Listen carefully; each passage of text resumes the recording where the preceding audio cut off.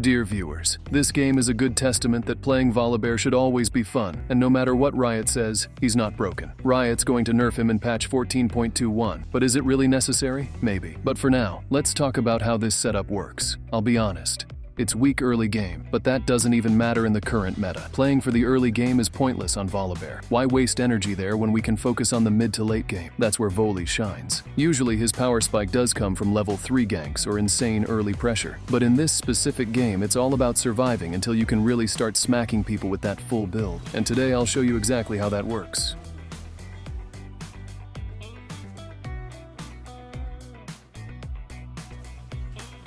Now let's talk about teamwork. Your mid laner is going to be your best friend, or in our case, Naafiri, our loyal companion. Sure, we don't have the most damage early, but Naafiri is enough to make up for. She's going to carry us through the rough patches in the upcoming tiny skirmishes. When you play Volibear, having a strong mid laner like her can make all the difference. Even though the dog doesn't have CC, but it got the right mindset, and that is all we need. Think of Naafiri as your pet. And what do you do with a pet? You protect it. In this case, you protect her food. By doing that, you're not just helping her, you're driving the enemy mid-crazy. This is psychological warfare, and it's way more effective than a simple gank. The enemy mid laner knows they're being totally negated, and it tilts them hard. At this point, Echo's probably regretting that aggressive push. He knows I'm going to hold the wave until Naafiri's back. And there's nothing more frustrating for him. It's the little things like this that win games. The mental pressure is way worse than a simple dive or reoccurring death. Now let's get into the build, because this is where things really start to matter. Look, this setup isn't going to do much until you hit at least 2 items. Winter's Approach is one of those items that people sleep on, but it's perfect for Volibear, especially against AD comps. It gives you the tankiness to survive, and once it upgrades, you'll be outlasting mages too. Well, except for Vayne. Let's take a moment to appreciate Vayne though. I mean, she's not just strong, she's like a Batman female parody. Dark, dangerous, and I kinda like her design. What I don't like those beta players that take her in the top side. But enough about that. The build might seem weak early, but trust me, once Winter's Approach is fully stacked, it's a whole different game. Now the real game starts. Our mission is simple. We are going to waste the enemy's resources. You'll see me walking around with Winter's Approach, looking like a joke, but it's doing exactly what it's meant to. Grasp of the Undying is starting to do some damage now that we've hit mid-game, and my levels are giving me considerable health. The sustain is kicking in. I'm tanky, I've got some form of damage, and we're starting to see this build come together. And here's where it gets fun. Draven's completely tilted and running it down mid. Janna's calling for reports, throwing up surrender votes. It's shit Elo Fiesta at its finest. But guess what? We are not giving up. Not until we hit our full potential. This is where the mental game comes into play. You've got to push through the nonsense. I've got Herald up next, and that should give us enough gold to keep the team from tilting for the next 5 minutes. If not, well, that's their problem. I'm playing to win, and we're going to keep grinding until we hit our goal. This game is ours, win or lose, and that's the mindset you need with this build.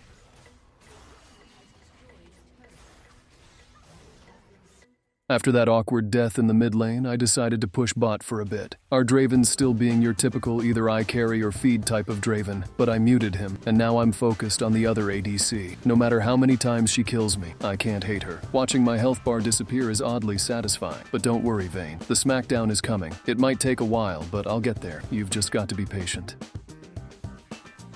Winter has finally arrived, and guess what? I can't wait to smack everybody. Completing Winter's Approach is like the apocalypse for the enemy team. They just don't know it yet. The more mana we stack, the stronger we become. Think of it like preparing for a long, harsh winter. While the enemy is running out of resources, we're stockpiling them. This item isn't just about stats.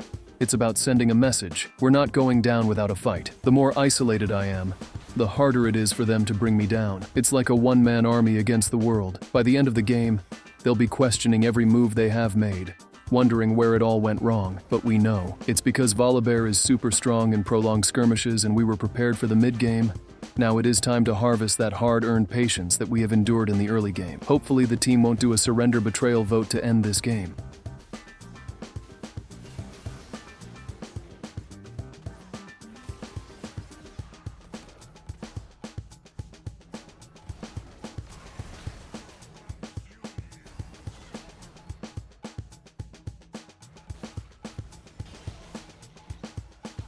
Now about this fight, they should have focused Yi. It was a bad call to let him live, and it's going to make things way harder for us. Every bit of damage counts, especially when Draven is off doing his own thing. You can't afford to let anyone slip away, especially not someone like Yi who can turn the game around if given the chance. The resets are scary, and with Lulu around, this Yi can become unkillable if we start to team fight like idiots or outnumber.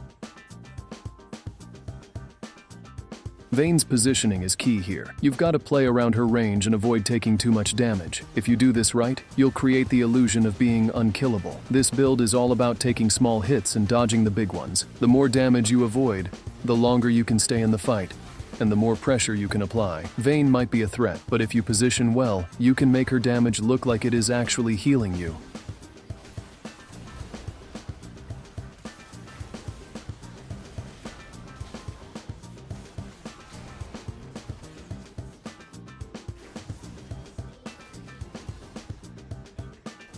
Finally, a decent fight at Baron. We managed to take down Yi first, and now the team is starting to come together. They're actually listening to my calls. As much as I'd love to give Draven a good smack, we've got bigger priorities. Sometimes you've got to put your frustrations aside and focus on the win. That's what makes a true carry. Even with Draven trolling, we're still in this, and with our broken setup leading the charge, there's no way we're accepting a surrender, even if this game goes for more than 40 minutes.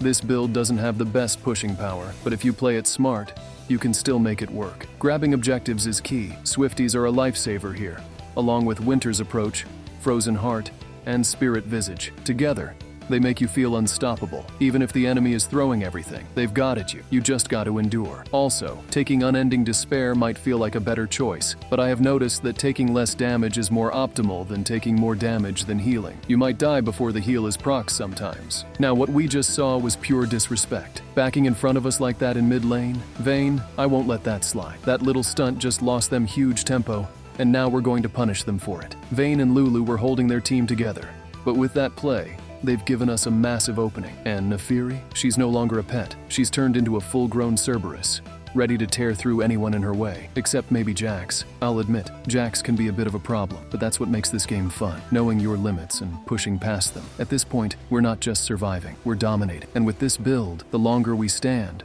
the stronger we get. Let them keep challenging us. It's only a matter of time before they realize that at this stage of the game, we are almost unkillable, sadly. I don't know what to build after the 4th item, because if you are seeking an item that enforces this build, then Dawn Core is the one. Otherwise, anything else is just cherry on top.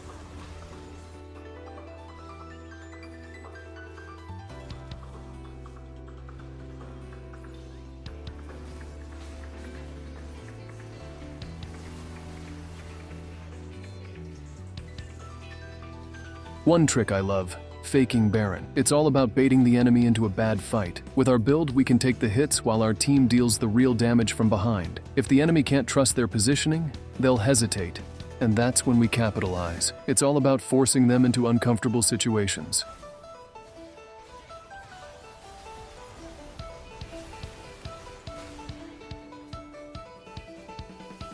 Now let's talk about the importance of trust in teamfights. If the enemy can't trust each other, they'll fall apart. That's why this build works so well. You force them to make mistakes, and when they do, you punish them hard. By not taking Unending Despair and going for Frozen Heart instead, we're creating a defensive magnetic wall that's nearly impossible to break through by reducing everyone's attack speed, hence turning their champions clunky. Think of it as a miniature form of lagging. Add in Cosmic Drive, and we're not just tanky, we're fast, unshakable, like a floating fortress. The enemy comp isn't as scary as it once was, especially now that we've reached the late game. The only real threat left is Vayne, but with the way we've been playing, I'd feel confident going 1 versus 1 against her, Jax, or even Yi at this point. We've built ourselves into an unstoppable force, and now it's time to close out the game.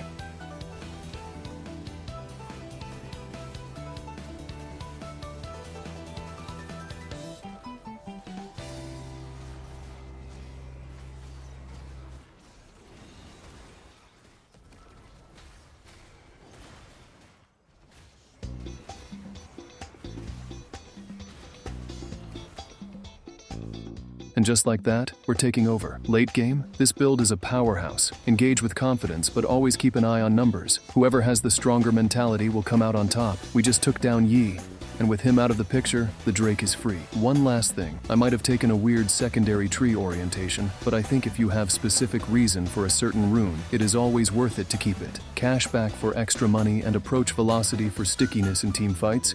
It is as simple as that. The enemy team's tempo is completely shot, and we're winning every fight. There's no reason to slow down now. I've got them playing exactly how I want, and they don't even realize it. Every decision we've made has led us to this point. This is how you play Volibear to his fullest potential. Managing fights, forcing the enemy into bad situations, and capitalizing on every mistake. Now, it's time to finish this game and take the win. Hopefully our team won't do anything stupid before we end this game. So, here's a quick question for you all. Have you ever tried this build in the jungle? Let me know in the comments. Right now, we're pushing down bot lane, and unless my internet cuts out, I don't see myself dying anytime soon. This build is just too strong. It's ridiculous, but in the best way possible. Just make sure you're using your ultimate wisely. It's not just for engaging. You can use it to get more health, dodge CC, slow enemies, relocating the fight position or disable towers. Don't waste it on meaningless fights. By the time we're done here, the enemy team will be wondering how we managed to stay so relevant the whole game. But the truth is, Volibear doesn't just win games, he wins the mental warfare.